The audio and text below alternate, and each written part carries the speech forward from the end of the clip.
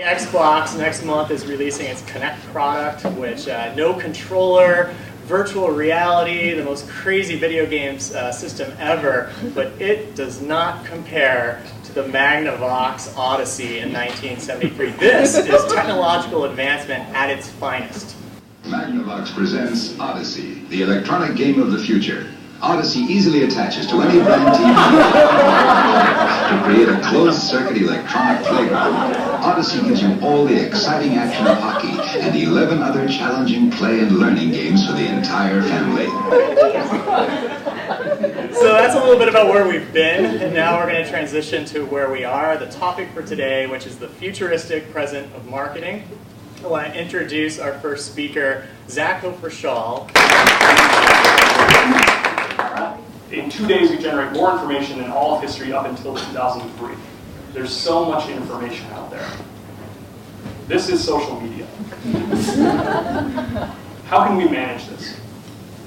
Now, a lot of companies are doing this. A lot of companies are looking at social media. They're listening, so to say. They're actually tracking their brands. What I'm going to talk about is turning this garbage into business intelligence, into something that's actionable for your business. So Hyundai has actually looked into this in a number of ways. And the one I want to talk about is through marketing. Pretty direct marketing, what they can learn through social media. They ran a program, collected tons of information from social media, from tweets, from blogs. They ran their own private market research community. They just sampled out anyone interested in talking about Hyundais, come join our community, and found out that people were freaked out last year. Hyundai knew this, everyone knew this, and they needed to find a way to make people know it's okay, it's safe to buy a car right now. And they found one of the big pain points for car buyers was what if we lose our jobs? What if I get fired? I've just bought this car and I can't afford the payments anymore. So they created the insurance program. I think a lot of you have probably seen this. They've seen ads for this. If you lose your job, I will buy back your car. They will take over payments and you'll be okay. This is something they learned from social media. People were saying, I would buy this car if I knew there was a guarantee that if I lost, I'm afraid to buy this car for any number of reasons. And they ran this qualitatively.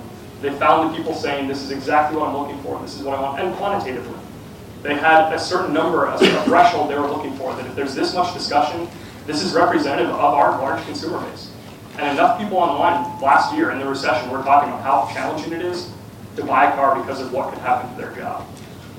Hyundai saw, I should know this number a lot better, 19 or 20% increase in sales last year. No car company increased in sales last year. And they did this for relatively free.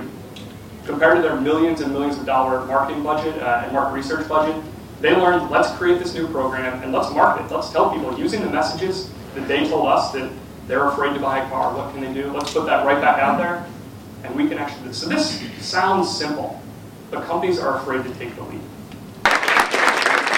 Our last speaker and presenter, his name is Paul Bolio. He's from IBM Interactive, who's also one of the sponsors of FutureM Week, and he's going to be talking about engagement online, and really excited to have him. In South by Southwest in 2008, Jane McGonigal, who you may know the name, sort of gave a keynote about the research that she was doing about sort of how games create engagement. And so, are folks familiar with this? Anybody in the room know what this is? World of Warcraft. World of Warcraft, right? Okay. So anybody play? Anybody play the World of Warcraft? So I got some people back here. So the interesting thing about sort of World of Warcraft is that 12 million people play this game. And the last figures that I heard was about 12 million people play it on a regular basis. And they spend about 22 hours per week playing this game, right? And so this is a part-time job for a lot of people, right? And sort of the demographics might surprise you. This is not the 15-year-old in their parents' basement, sort of without the dark, without any lighting in the room playing this game. The average age of the individual that plays World of Warcraft is about 30 years old, right? And sort of the mix is that it's 60% men and 40% women. So by sort of a lot of metrics, right, this is the most successful engagement experience ever created, right?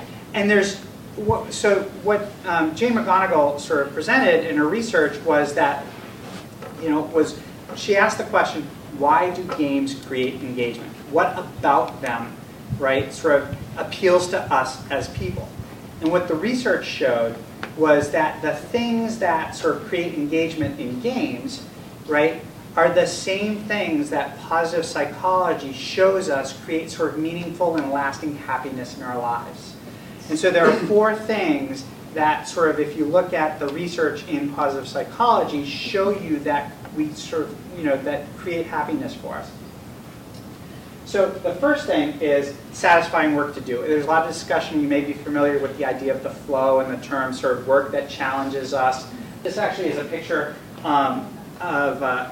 was happening sort of outside of a workshop that a colleague and I were presenting down at WHYY in Philadelphia. And during the day, you could see these 2 folks that were creating sort of this mural outside, and they were just totally engaged in it, and we were pretty loud and sort of, but they paid no attention to us because they were focused on this workshop. So satisfying work to do is the first thing that creates happiness in our lives.